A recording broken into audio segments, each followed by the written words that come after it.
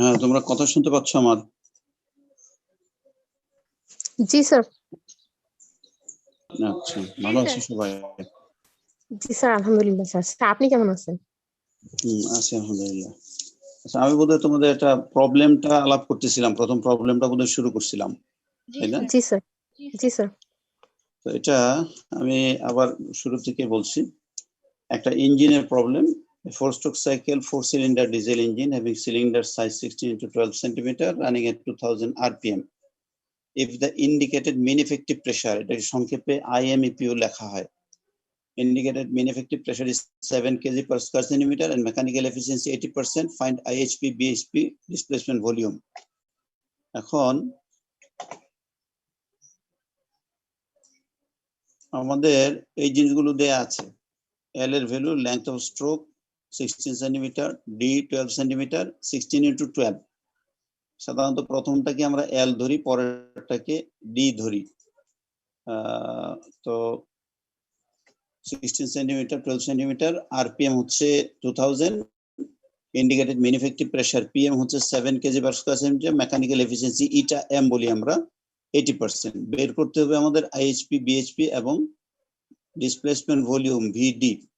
IHP এর ফর্মুলাটা আমাদের, আমরা যেটা শিখাইলাম তোমাদেরকে এর আগে, যেটা ইয়েতে ছিল, এটা ডেরিভেশনে, সেটা হচ্ছে IHP সমান PMLAN divided by 7560 into 100। Original ফর্মুলাটা ছিল এরকম, PMLAN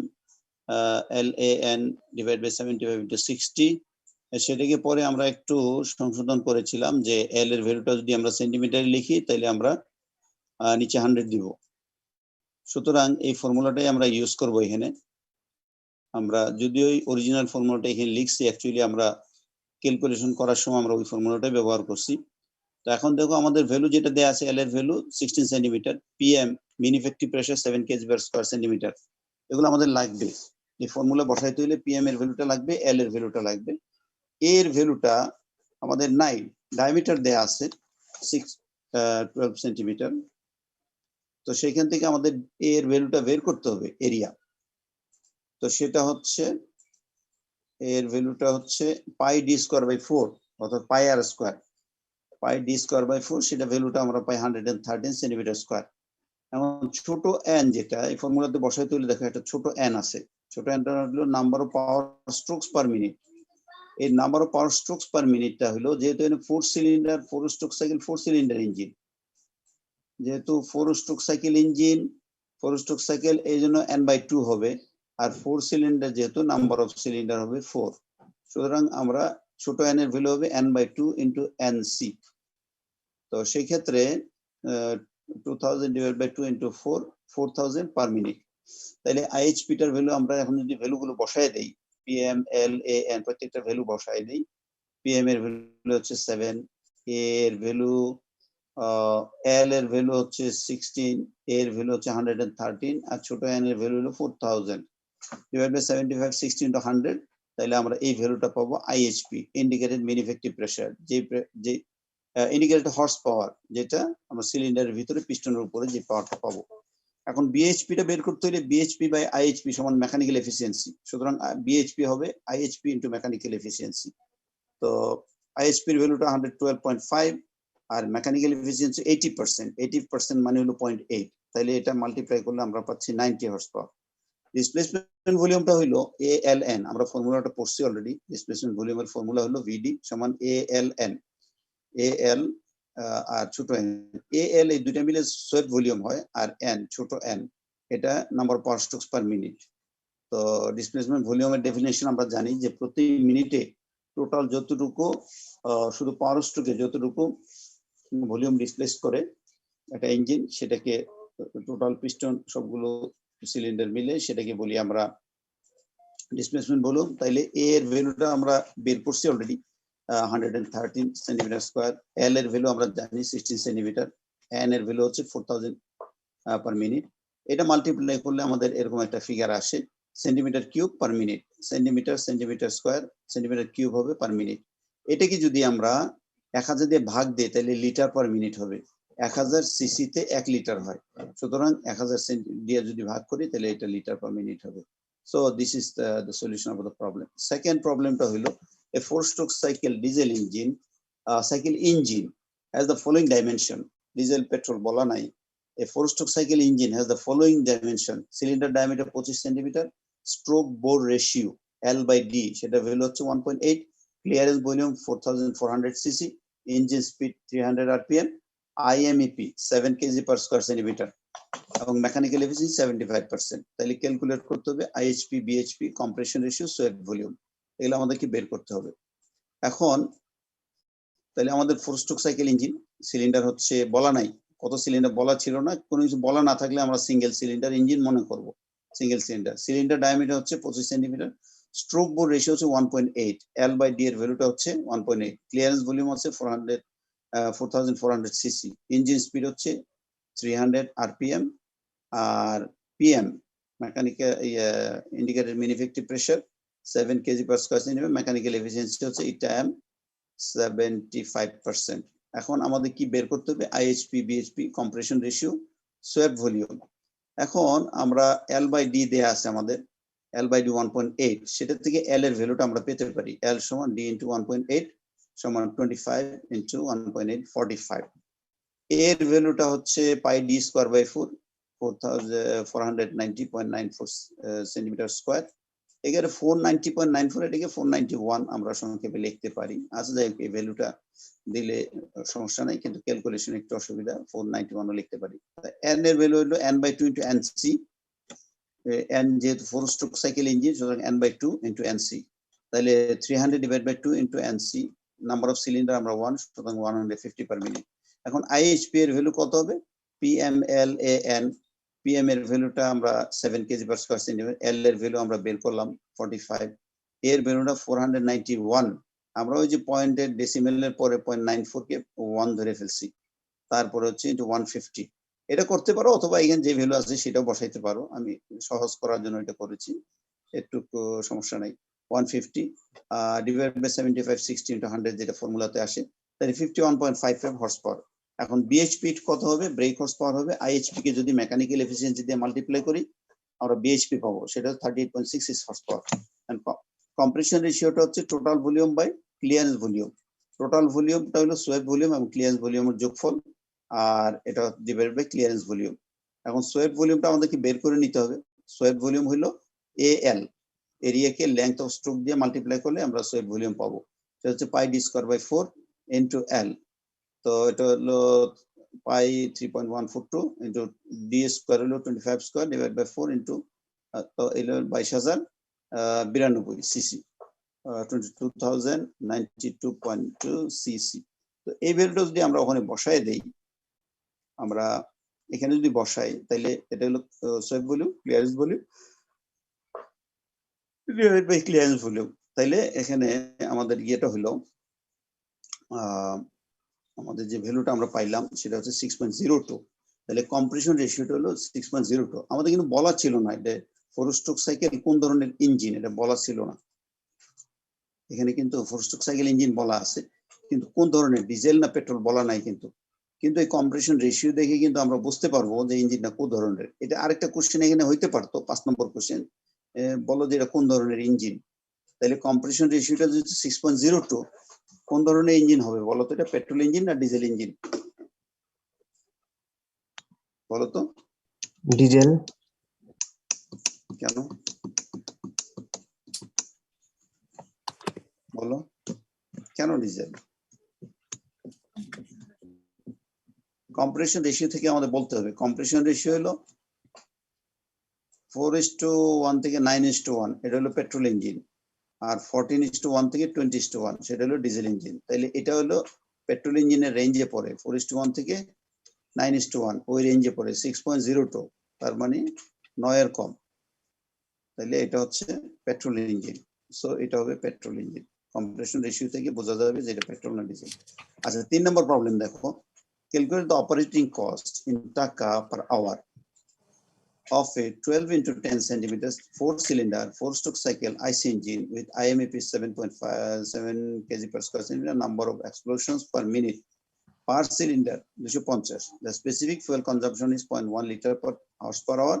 Assume that the fuel cost is taka 70 per liter and the mechanical efficiency 80%. এটা একটা প্র্যাকটিক্যাল টাইপের প্রবলেম।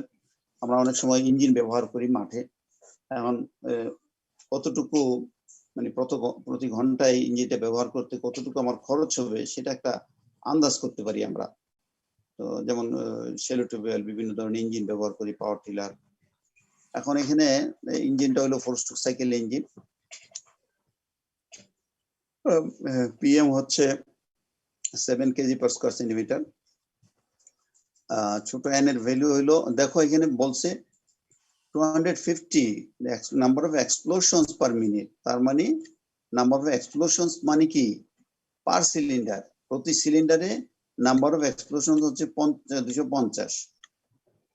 250 প্রতি মিনিটে, প্রতি সিলিন্ডারে নাম্বার অফ এক্সপ্লোশন হলো পাওয়ার স্ট্রোক।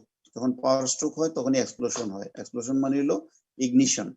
তাইলে 250টা, একটা সিলিন্ডার যদি 250টা হয় তাহলে এখানে দেয়া আছে 250 পার সিলিন্ডার পার মিনিট।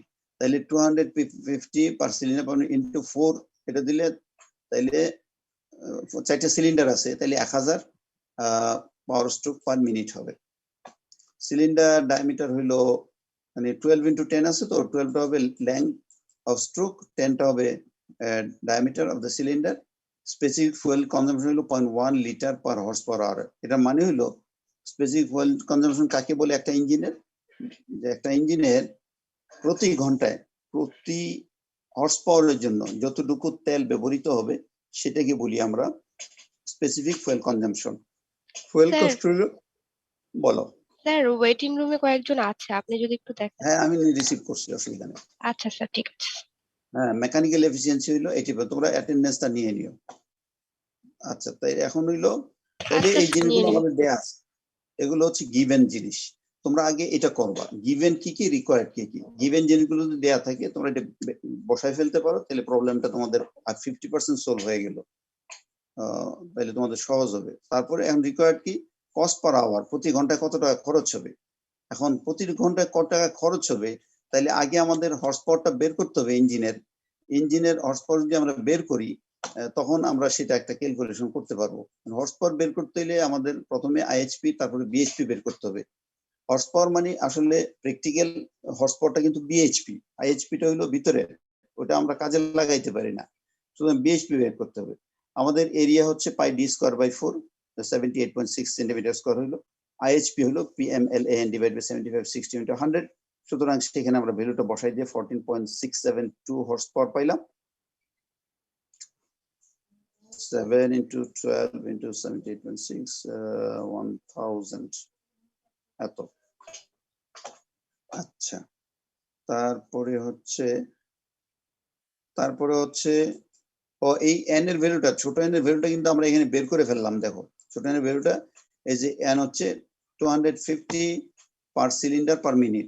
পরে টোটাল সিলিন্ডার হলো 4টা, তাহলে 4টা সিলিন্ডারে পার মিনিটে আমরা এই 1000 সেটা বের করে ফেললাম। স্যার ওখানে কি n/2 করে ওটা বের করা হয়েছে স্যার? মানে এটা যেহেতু 4 সিলিন্ডার, মানে হচ্ছে যে 4 স্ট্রোক এখানে সাইকেল, সরাসরি এটা দেয়া আছে, এইখানে কিছু করার দরকার নেই। তোমার যেগুলো এক্সপ্লোশনস পার মিনিট আছে, তার মানে এটা পাওয়ার স্ট্রোক বলাই আছে। তার মানে number of explosions per minute, তার মানে number of power strokes per minute per cylinder 250। তাইলে একটা সিলিন্ডারে যদি 250 হয়, 4টা সিলিন্ডারে পার মিনিট হবে 4 দিয়ে গুণ 1000। সুতরাং এই বুদ্ধিটুকু খাটাইতে হবে। আইএইচপি সমান হচ্ছে PMLAN ডিভাইড বাই 75 60 100, যেটা আমাদের ফর্মুলা এত। বিএইচপি হচ্ছে আইএইচপি কে মেকানিক্যাল এফিসিয়েন্সি দিয়ে মাল্টিপ্লাই করলে যা হবে তাই। ফুয়েল কনজাম্পশন, এখন ফুয়েল কনজাম্পশন কত যেটা বলা আছে 0.1 litre per horse per hour into এই যে ব্রেক হর্স পাওয়ার দিয়ে আমরা এটা কিন্তু মাল্টিপ্লাই করলাম। তো হর্স পাওয়ার দিয়ে মাল্টিপ্লাই করি, হর্স পাওয়ার নিচে আছে, হর্স পাওয়ার উপরে আছে, হর্স পাওয়ার কাটা যাবে, তাইলে litre per hour 1.174 litre per hour. প্রতি ঘন্টায় 1.174 লিটার তেল আমার ব্যবহৃত হয়। তাইলে প্রতি এক লিটারের দাম কত? 1 লিটারের দাম হলো 70 টাকা। তাহলে 1 লিটারের দাম যদি 70 টাকা হয়, তাহলে 1.174 লিটারের দাম কত হবে? এত টাকা পার আওয়ার। সুতরাং এটা হচ্ছে আমাদের ইঞ্জিন অপারেটিং কস্ট, প্রতি ঘন্টা আমাদেরকে বের করতে বলছে। So this is a very practical problem. আমরা সাধারণত মাঠে যে প্রবলেমে পড়ি, কিন্তু বেসিক আইডিয়াগুলো তোমাদেরকে ওই ফর্মুলা থেকে ব্যবহার করতে হবে। এখন এই 3টা প্রবলেম আমরা করাই দিলাম। রিলেটেড সিমিলার প্রবলেম তোমরা অন্যান্য, এখন ওই আগের কোশ্চেন গুলো যদি দেখো, তোমরা কয়েক বছরের কোশ্চেন দেখলে তোমরা দেখবা যে এই ধরনের উইদিন দিস আইডিয়াস তোমাদের যে ইয়েগুলো আসবে, সমস্ত প্রবলেম এই ধরনের আইডিয়া কনসেপশন গুলো থাকলে সব সলিউশন করতে পারবা। 5-6 বছরের কোশ্চেন তোমরা প্রবলেম গুলো সলভ করে রাখবা। সাধারণত একটা প্রবলেম আসেই, যে কোনো কোশ্চেনের সাথে একটা প্রবলেম সাধারণত আসে, এবং সেটা যদি সলভ করতে পারো ফ্রেশ মার্ক। কিন্তু জিনিসগুলো কারেক্ট করতে হবে, ইউনিট গুলো ঠিক করতে হবে, এবং ইউনিট গুলো লিখতে হবে। অনেক সময় ইউনিট লেখে না অনেকে, তাহলে কিন্তু নাম্বার কাটা যাবে। আর এইসব জায়গাতে ইউনিট ভুল করলে কিন্তু তোমার নাম্বার কাটা যাবে। So you have to be precise and clear cut. This is how you can solve problems related to engine. তো এখন আমার মনে হয় যে বেসিক যে চ্যাপ্টার গুলো ইঞ্জিনের সেটা আমরা পড়াই ফেলছি, বেসিক অংশটা। এখন আমাদের বাদ আসছে fuel system, cooling system, lubrication system. এগুলো আমরা প্র্যাকটিক্যালি পড়াই। প্র্যাকটিক্যাল ক্লাস আদৌ যদি না হয় পরে আমরা সেগুলো থিওরি ক্লাসে দেখাই দেওয়ার চেষ্টা করব। এখন তোমাদের কোনো কোশ্চেন থাকলে বলো। আমি বলো। স্যার এখানে হচ্ছে স্পেসিফিক মানে নাম্বার অফ এক্সপ্লয়টেশন মানে জানো কি বললেন, ওটা যদি আরেকবার বলতেন স্যার। নাম্বার অফ এক্সপ্লোশন কখন হয়? যখন ইগনিশন হবে তখনই এক্সপ্লোশন হবে, তাই না? সেটা হচ্ছে পাওয়ার স্ট্রোক। নাম্বার অফ এক্সপ্লোশন বলতে পাওয়ার স্ট্রোক, পাওয়ার অ্যাকচুয়ালি যখন ইগনিশনটা হয়, ইগনিশন হইলেই তো কম্বাশন হবে আর পাওয়ার তৈরি হবে। এই যে number of explosions per minute per cylinder, প্রতি সিলিন্ডারে এক্সপ্লোশনের সংখ্যা মানে ইগনিশনের সংখ্যা হচ্ছে 250। তাইলে আমার 4টা সিলিন্ডার আছে, টোটাল সংখ্যা হবে 1000। তাই পার মিনিটে আমার 1000। ছোট এন এর ভ্যালুটা তো আমরা পার মিনিটেই বের করি, সো এখানে পার মিনিটে বের হয়ে গেল। এটা আর ওই যে n/2 nc বা n × l ওগুলো দিয়ে তোমাকে বের করতে হবে না। ওকে, এনি আদার কোশ্চেনস?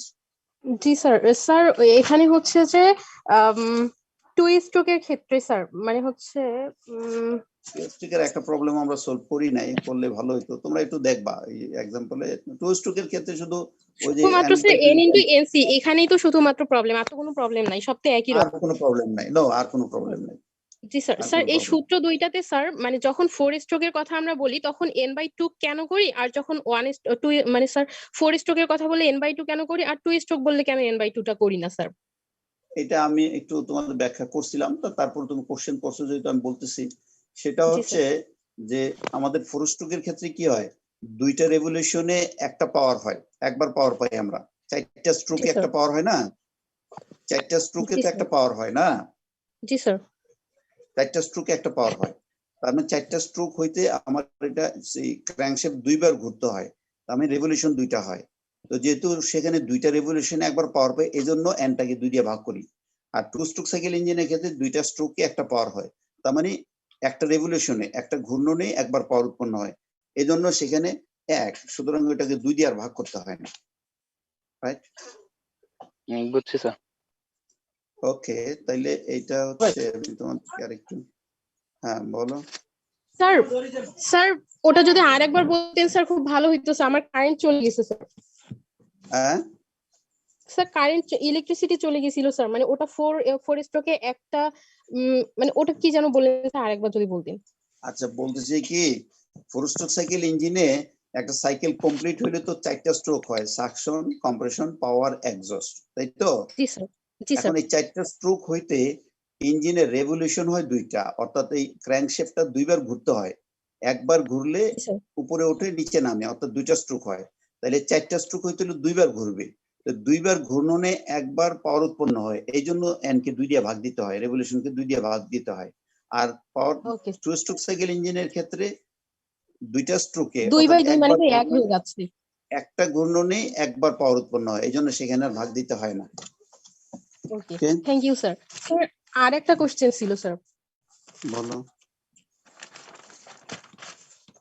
বলো। স্যার হচ্ছে হ্যাঁ স্যার, পিস্টন টিডিসি তে থাকা অবস্থায় মানে পিস্টন মানে ক্লিয়ারেন্স ভলিউমের ওখানে স্যার, মানে পিস্টন টিডিসি তে থাকা অবস্থায় টিডিসি এর উপরে যে আয়তন সেটাই তো হচ্ছে ক্লিয়ারেন্স ভলিউম, তাই না? হ্যাঁ, টিডিসি তে ওই থাকা সময় যদি অবস্থা। জি স্যার। স্যার ওই সময় যদি পিস্টনটা টিডিসি তে না থাকে তাহলে কি টিডিসি এর উপরে তার ক্লিয়ারেন্স ভলিউম থাকবে না? কোনটা বললা? সেই সময় যদি পিস্টনটা টিডিসি তে না থাকে তাহলে কি ওখানে আর ওইটা ক্লিয়ারেন্স ভলিউম থাকবে না, ওটা কি অন্য কিছু হয়ে যাবে? আরে বাবা, পিস্টন ক্লিয়ারেন্স ভলিউম মানে পিস্টনটা টিডিসি তে উঠলে এটা তো একটা জায়গার নাম, এটা তো পরিবর্তন হবে না। টিডিসি তে ওঠার না, না। পরেও পিস্টনের উপরে তোমার ওই যে ইয়ের জি, স্যার। নিচে, মানে অর্থাৎ ইঞ্জিন হেডের নিচে একটু জায়গা খালি থাকে, ওই জায়গাটার নামই হচ্ছে ক্লিয়ারেন্স ভলিউম। ওটা না থাকলে তো তোমার ওই যে ইয়েটার মানে ফুয়েলটার কম্বাসন হবে না, জি, বুঝতে স্যার। পারছো? খালি জি, স্যার। থাকেই, ওটারই নাম হচ্ছে আচ্ছা। তোমার ইয়ে। আচ্ছা, তার মানে স্যার টিডিসি এর উপরে যেটুকু থাকবে ওটা পুরাটাই হচ্ছে ভলিউম অফ ক্লিয়ারেন্স। আর স্যার জি। বিডিসি এর যেটা নিচে, বিডিসি এর নিচে যেটুকু ফাঁকা অংশ থাকে ওটার কি আলাদা কোনো নাম আছে স্যার?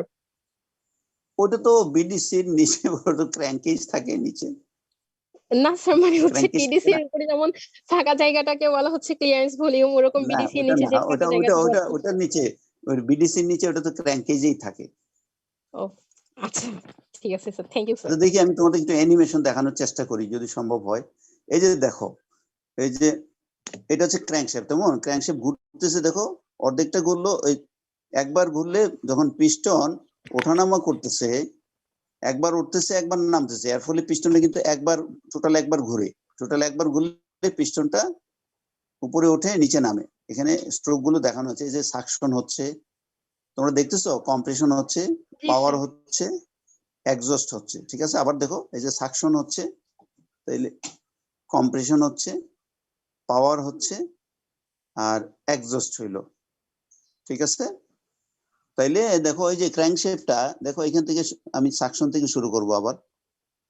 এই দেখো সাকশন, এই যে এই অর্ধেক হইলো, আবার এই যে অর্ধেক হইলো, তাহলে একবার ঘুরলে দুইটা স্ট্রোক হইলো। এটা 4 স্ট্রোক সাইকেল ইঞ্জিনের ক্ষেত্রে, বুঝতে পারছো? জি স্যার। ঠিক আছে, আচ্ছা দাঁড়াও আমি আরেকটা থ্যাংক ইউ স্যার। অ্যানিমেশন আরেকটা অ্যানিমেশন দেখি, দাঁড়াও। এই যে এখানে দেখো, এই যে এটা হচ্ছে ক্র্যাঙ্কশ্যাফট, এই যে পিস্টন উপরে নিচে ওঠানামা করতেছে, ভালভ গুলো কিভাবে কন্ট্রোল হয় এখানে দেখানো আছে। এটা কি স্যার 2 স্ট্রোকের ক্ষেত্রে? এটা 4 স্ট্রোক, 2 স্ট্রোকের ক্ষেত্রে কোনো ভালভ থাকে না। আচ্ছা স্যার। আরেকটা কোথায় যেন আছে, এখানে 4টা সিলিন্ডার দেখো, আগে একটা সিলিন্ডার দেখাইছিলাম। এই যে এটা হচ্ছে তোমার ফ্লাই হুইল, এই জিনিসটা ফ্লাই হুইল, আর এটা হচ্ছে ক্র্যাঙ্কশ্যাফট, এটা এটা হচ্ছে ক্র্যাঙ্কশ্যাফট, আর পিস্টন গুলো উপরে নিচে ওঠানামা করতেছে। এটা হচ্ছে 4 সিলিন্ডার ইঞ্জিন। ও তোমাদের এখানে হ্যাঁ ওঠানামা করতেছে, তো দেখতেছো যে ওঠানামা হচ্ছে, যে 4টা স্ট্রোক কিভাবে হচ্ছে। জি স্যার। ওকে, তাহলে আর কোনো তোমাদের জন্য এই এতটুকু যে পড়াইলাম তার মধ্যে কিছু কোশ্চেন আমি তৈরি করব, করে তোমাদেরকে মেইলে পাঠিয়ে দিব, তোমরা শেয়ার করো এগুলো সবার সাথে, আচ্ছা আর স্যার, আপনি আমাকে পাঠিয়ে দিন। পরীক্ষার জন্য প্রিপারেশন নিব। ওকে, জি তাহলে স্যার। আজকে আমরা এখানে শেষ করে দিই, স্যার একটা পরে কোশ্চেন তোমাদের ছিল সাথে আবার দেখা হবে। বলো বলো বলো। স্যার, ডিসপ্লেসমেন্ট ভলিউম পড়াইছিলেন যে হুম, প্রতি মিনিটে ইঞ্জিন দ্বারা যতটুকু আয়তন ডিসপ্লেস করা হয়, তাহলে স্যার একটা জিনিস আমরা জানি, টিডিসি তে থাকা অবস্থায় স্যার কিছু অংশ পিস্টনে ফাঁকা থাকে, তাহলে স্যার ওই আয়তনটুকু কি ডিসপ্লেসমেন্ট ভলিউমের মধ্যে ইনক্লুড হবে? শোনো, ডিসপ্লেসমেন্ট কতটুকু করবে, সে সে যতটুকু, এই যে এখানে যেমন দেখতেছো না যে পিস্টনটা উপরে উঠতেছে নিচে নামতেছে, তাহলে টিডিসি তে যায়, আর বিডিসি তার তার এই দৌড় হইলো টিডিসি থেকে বিডিসি এতটুকুই, ঠিক আছে? তার গন্তব্য স্থান হইলো ওই টিডিসি তে যাবে, বিডিসি তে যাবে, এর মধ্যেই যতটুকু ভলিউম সেটাকে সে ডিসপ্লেস করবে, এর বাইরের কোনো অংশ ইয়াকে ভলিউমকে ডিসপ্লেস করবে না, বা সেটা এখানে কোশ্চেনে আসবে না। শুধু পিস্টনের সিলিন্ডারের ভিতরে টিডিসি এবং বিডিসির মাঝখানে যে ভলিউমটা, যেটাকে আমরা সোয়েপ্ট ভলিউম বলি, এই সোয়েপ্ট ভলিউম প্রতি মিনিটে যতটুকু সোয়েপ্ট ভলিউম পাওয়ার স্ট্রোকে ডিসপ্লেস হবে সেটাকেই বলি। অর্থাৎ কি হয়, আমরা পাওয়ার স্ট্রোক কমপ্লিট হওয়ার পরে গ্যাসটা বের হয়ে যায় না, পুরা গ্যাসটা বের হয়ে যায় না, জি স্যার। তাহলে তো এটা তো সিলিন্ডার থেকে ডিসপ্লেস করা হইলো। তাহলে প্রত্যেক পাওয়ার স্ট্রোকে যতটুকু ভলিউম ডিসপ্লেস হয় সেটাকে আমরা একটা স্ট্রোকে আর কি যতটুকু ভলিউম ডিসপ্লেস হয় সেটাকে আমরা প্রতি মিনিটে টোটাল সিলিন্ডারের জন্য সেটাকে বলি আমরা ডিসপ্লেসমেন্ট ভলিউম, যেটা ALN, এই ফর্মুলাটা দিয়ে তোমরা বুঝে যাবে আসলে। জি স্যার। এখানে ভ্যালুটা তাহলে যদি স্যার ছোট এন এর এখানে এ মানটা হচ্ছে যদি সোয়েপ বলো। ভলিউম। হ্যাঁ, এ এলটা হচ্ছে স্যার সোয়েপ এই ভলিউম। হ্যাঁ, বলো বলো বলো। স্যার বুঝতে পারছি। স্যার এটার পিডিএফটা দিবেন না? দিব। পিডিএফ হ্যাঁ, দিয়ে দিব। স্যার তাহলে এটা আপনি তোমাকে আমাকে মেইল করে দিন পিডিএফটা। হ্যাঁ মেইলে পাঠিয়ে দিব তোমাকে। ঠিক আছে। আর কি ওই ছেলেটা কি কোশ্চেন করতেছিলা বাবু? তুমি কি নাম তোমার? ও তো কোশ্চেনটা কমপ্লিট করলো না তো। স্যার কোশ্চেন কমপ্লিট ছিল, উত্তর পেয়েছি। আচ্ছা, any further question, any other question? নাইলে আমরা ইয়ে করে দিব, স্টপ করে দিব। স্যার আপনার বিএইচপিটা কি প্রায় হর্স পাওয়ার বলা হয় কেন? প্র্যাকটিক্যাল হর্স পাওয়ার বলা হচ্ছে কি জন্য? বিএইচপিটা কারণ আমরা বিএইচপিটা হলো আসলে ব্রেক হর্স পাওয়ারটাকেই আমরা ব্যবহার করতে পারি। ইন্ডিকেটেড হর্স পাওয়ারটা আমরা তো ব্যবহার করতে পারি না। ইন্ডিকেটর হর্স পাওয়ারটা হলো যে ইঞ্জিনের ভিতরে, সিলিন্ডারের ভিতরে যে পাওয়ারটা, এই যে দেখো এখানে সিলিন্ডারের ভিতরে ক্যালকুলেশন করে যে পাওয়ারটা পাই, কিন্তু বাস্তবে তো আমরা যে পাওয়ারটা পাবো, বাস্তবে আমরা যে পাওয়ারটা পাই সেটা হচ্ছে তোমার ইয়ার এই যে এখানে এই যে ফ্লাই হুইলে দেখো, দেখতে পাচ্ছ এই যে বাম পাশে যে একটা বড় হুইল আছে যেটাকে আমরা ফ্লাই হুইল বলি। এই ফ্লাই হুইল থেকে আসলে আমরা ইঞ্জিনের ভিতর থেকে পাওয়ারটা নিতে পারবো না। আমরা যে পাওয়ারটাকে ইউজ করতে পারবো সেটা হচ্ছে বাইরের হর্স পাওয়ার। এখানে একটা পুলি লাগাই দিলে সেই পুলিটার মাধ্যমে বা ক্লাচ লাগাই দিলে সেটার মাধ্যমে অন্য অ্যাপ্লায়েন্স যেটা একটা ইঞ্জিন, তোমার ধরো একটা পাম্প অথবা একটা হুইল আমরা ঘুরাইতে চাই, যে কোনো জিনিস, একটা থ্রেশার ঘুরাইতে চাই, তো সেগুলোকে ব্যবহার করতে পারবো আমরা এই ফ্লাই হুইল থেকে। তো এই জন্যই এখানে এবং সেই পাওয়ারটা নির্ণয় করা হয় এটাকে ব্রেক করার দ্বারা। ব্রেক করতে কতটুকু পাওয়ার লাগে সেটা দ্বারাই মেজার করা হয়, এই জন্য এটাকে ব্রেক হর্স পাওয়ার বলা হয়। ওকে, ইয়েস স্যার। আচ্ছা, এনি মোর কোয়েশ্চেনস? তাইলে আমরা আজকের মতো শেষ করে দিলাম। ঠিক আছে, তোমাদের সাথে পরে আবার দেখা হবে। যদি প্র্যাকটিক্যাল ক্লাস আদৌ না হয় পরে আমি আবার হয়তো 2-3টা ক্লাস নিয়ে নিব ওই অন্য চ্যাপ্টারগুলোর জন্য। Okay, thank you very much. Thank you sir. Sir আমাদের জন্য দোয়া করিয়েন স্যার। ঠিক আছে, ভালো থাকো, আমার জন্য দোয়া করো। ফি আমানিল্লাহ। আসসালামু আলাইকুম স্যার। আসসালামু আলাইকুম স্যার। ওয়ালাইকুম আসসালাম। সবাই কইতাছে সালাম আলাইকুম।